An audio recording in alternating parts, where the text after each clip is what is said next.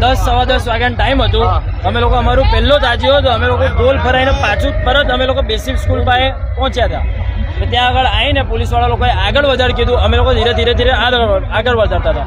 એ દરમિયાને 3 civil ડ્રેસમાં પોલીસવાળા હતા. એ લોકો આવીને સીધું ડ્રાઈવરના ઉપર દંડો માર્યો અને એવું કીધું કે ભાઈ તું ગાડી આગળ લઈ લે અથવા તું બંધ કરી દે ડીજે. તો અમે લોકો એવું કીધું કે ભાઈ અમારું ડીજે છે, અમારી મરજી, અમે બંધ કરીએ ના કરીએ અમારી ઉપર છે.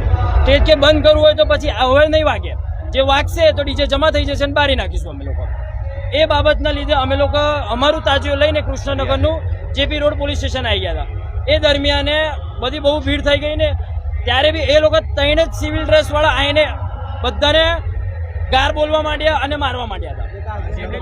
અને મારા તાજિયાને બે જગ્યા ઉપર નુકસાન થઈ છે. આ લોકોને અહીંયા બી માર્યું છે ને મારા ભાઈને દંડા માર્યા છે. અંદર બંધ રૂમ કરીને માર્યું છે મને.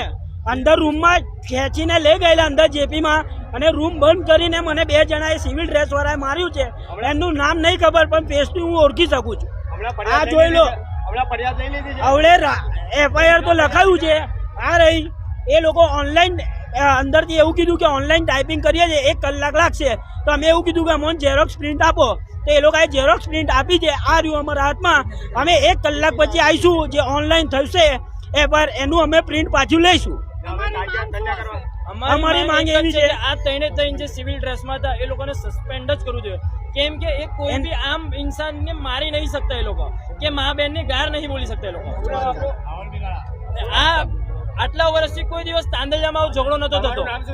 મારું નામ આફતાબ મોહમ્મદ કાઝી. અંદર એક કોન્સ્ટેબલ હતો મયુરભાઈ કરીને નામ છે. મયુરભાઈ ઉપેદભાઈ નામ છે એનું. એ મને ધમકી આલતો હતો કે મા બેન ની ગાડી નાની મને ધમકી આલતો હતો. મને કે આ રહ્યું બેચ તારથી જે તૂટતું એ તોડી લે એવું મને શબ્દ વાપરીને કીધું છે અંદર રૂમમાં.